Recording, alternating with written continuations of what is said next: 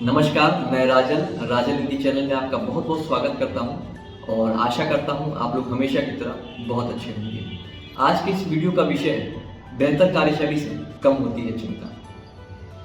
जितना तनाव या जितना चिंता हमें अपने काम से मिलता है, उतनी चिंता शायद ही हमें किसी दूसरी चीज़ से मिलती है। और ऐसे में बेहतर ये होगा कि हम एक ऐसी कार्यशैली विकसित करें जिससे कि हमारे पास जो चिंता की मात्रा है वह कम हो जाए। और इस वीडियो में मैं आपके साथ उन्हीं बेहतर कार्यशैलियों पर चर्चा करूंगा जिससे कि हम हमारे जीवन में होने वाली चिंता की मात्रा को चमत्कारिक रूप से कम कर सकते हैं। जिसमें मैं पहला सुझाव आपको यह दूंगा कि आप जो है अपने अगले दिन की योजना पिछले रात को ही बना लें। और इसमें करना बस ये होता है कि आपको जो भी काम अगले दिन करने हैं उन सभी की सूची आप बना डालें और उसके बाद उन कामों को प्राथमिकता के अनुसार व्यवस्थित करें। जैसे कौन सा काम पहले करना है, कौन सा काम बाद में करना है, कौन से काम किसी और को सौंपे जा सकते हैं, कौन से काम बाद के लिए टाले जा सकते हैं, या कौन सा काम अगर हम ना भी करें तो भी चलेगा। इसके बारे में मैंने एक अलग से वीडियो भी बनाया है और जिसका मैंने लिंक वीडियो डिस्क्रिप्शन में डाल दिया है। यदि आपको लगता है तो आप उस वीडियो को भी देख सकते हैं। दूसरा मेरा सुझाव होगा कि दिन के जो सबसे 3 महत्वपूर्ण काम हैं उन्हें पहचानें। कई बार हमारे जीवन में या कई बार ऐसे दिन हमारे जीवन में आते हैं जब हमें समझ में नहीं आता कि कौन से काम करें, यानी कि काम का पहाड़ इतना बड़ा होता है कि हमें समझ में नहीं आता कि कौन सा काम किया जाए और कौन सा काम ना किया जाए। ऐसे में मैं 1, 2, 3 टेक्निक का सुझाव देता हूँ जिसमें होता यह है कि हम दिन के सबसे 3 महत्वपूर्ण काम को चिन्हित करते हैं और वो वे ऐसे काम हैं जिन्हें हम करते हैं तो उनसे हमारा भविष्य बहुत ही उज्जवल होता है। इसमें बस हम करते ये हैं कि उस सूची को जो हमने बनाया है उसमें हम ये देखते हैं कि ऐसा कौन सा काम है जिसे हम यदि करेंगे तो हमारा भविष्य बहुत ही ज़्यादा उज्जवल होगा।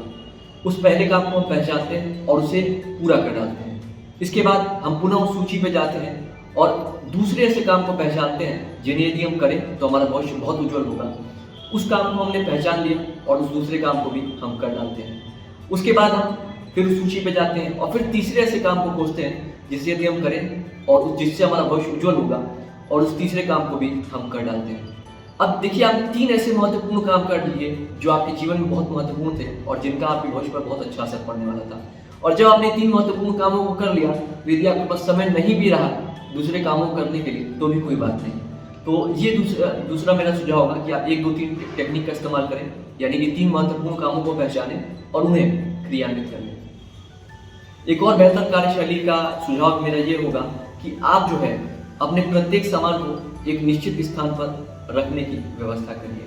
मुझे लगता है कि आप कभी ना कभी स्पेंसर, बिग बाजार या विशाल मेगा मार्ट जैसे बड़े स्टोर में गए होंगे और कभी आपको किसी सामान की अगर ज़रूरत वहाँ पड़ी और आपने वहाँ मौजूद किसी सेल्समैन या किसी व्यक्ति से कह दिया कि मुझे सामान की आवश्यकता है, तो खुशी खुशी मुस्कुराते हुए आपको वहाँ पर ले जाएगा जहाँ वह सामान रखा हुआ है। आप खुद सोचिए, एक बड़े हाइपर स्टोर में सैकड़ों हजारों तरह के सामान मिलते हैं, लेकिन उस सेल्समैन को या उस व्यक्ति को यह याद रहता है कि वह सामान कहाँ पर रखा है।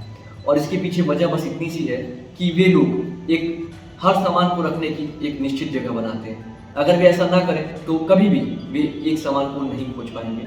और बेहतर होगा कि हम प्रत्येक सामान को रखने की एक निश्चित जगह बनाएं, तभी हम काफ़ी हद तक चिंता मुक्त रह पाएंगे। एक और मेरा सुझाव होगा आपको बेहतर कार्यशैली विकसित करने के लिए कि आप अपने बिलों का भुगतान निश्चित समय पर करें। क्योंकि कई बार ऐसा होता है कि जब हम बिलों का भुगतान निश्चित समय पर नहीं करते तो हमें लेट फीस देनी पड़ती है, जिससे कि हमें काफ़ी चिंता होने लगती है। तो इसलिए बेहतर होगा कि हम बिलों का भुगतान जो है एक निश्चित समय पर करें। और इनमें से प्रमुख है आपके बिजली का बिल, आपके टेलीफोन या मोबाइल का बिल, आपके स्कूल को अगर आपके बच्चे पढ़ते हैं तो स्कूल कॉलेज का बिल, ऐसे ही क्रेडिट कार्ड का बिल या लोन की किस्तें, ये सब जो भुगतान वाली चीज़ें हैं उन्हें भी आप निश्चित समय पर करें। एक और मेरा बेहतर कार्यशैली विकसित करने में आपको सुझाव होगा वह यह है कि आप प्लान भी विकसित करें। हमारी जीवन शैली ऐसी है कि हमें कई ऐसे हमारे जीवन में काम हैं जिन्हें हम खुद नहीं कर सकते।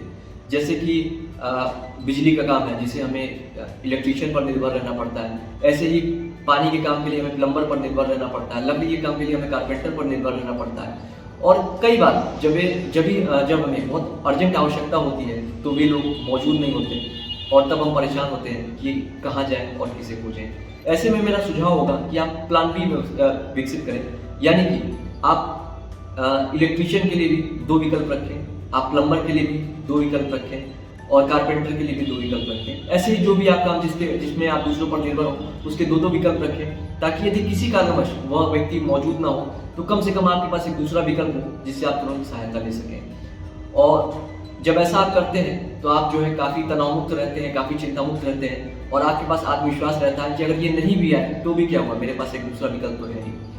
ऐसे ही मैं आपको सुझाव दूंगा एक और बेहतर कार्यशैली विकसित करने के लिए, वह यह है कि अपने सामानों का नियमित रखरखाव करें।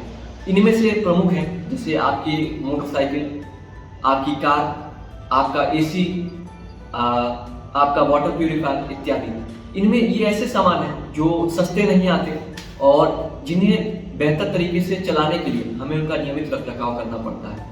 जैसे कि आपकी मोटरसाइकिल, जिसे करीब कुछ महीनों पे हमें सर्विस कराने की आवश्यकता होती है ताकि वो बेहतर तरीके से चल सके, बेहतर एवरेज दे सके और लंबे समय में आपके गाड़ी में लगने वाला खर्च कम हो।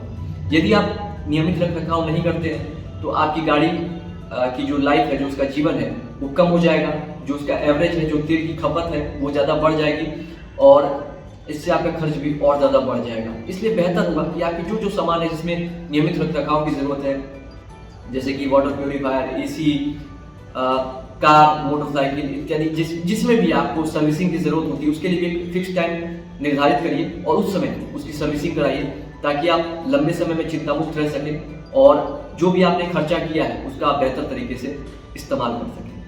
तो ये था आज का वीडियो। आपको ये वीडियो कैसा लगा मुझे अपने कमेंट्स और फीडबैक के माध्यम से ज़रूर बताएं। यदि आपको लगता है इस वीडियो से किसी और को भी सहायता मिल सकती है तो इस वीडियो को ज़रूर शेयर करें। वीडियो देखने के लिए आपका बहुत बहुत धन्यवाद। ईश्वर से मैं आप सभी को जुड़ बख्श की कामना करता हूँ।